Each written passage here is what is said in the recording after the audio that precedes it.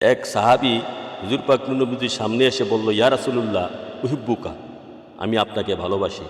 হুজুর পাক নবীজি তার কোনো জবাব দিলেন না।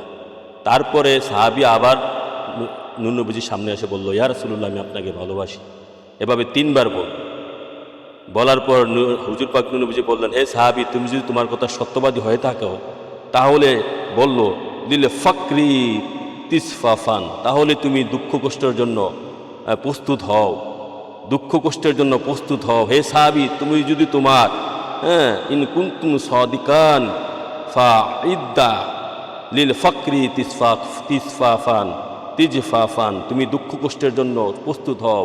দুঃখ কষ্ট বন্যার স্রোতের ন্যায় তোমার দিকে ধাবিত হচ্ছে, তুমি দুঃখ কষ্টের জন্য প্রস্তুত হও।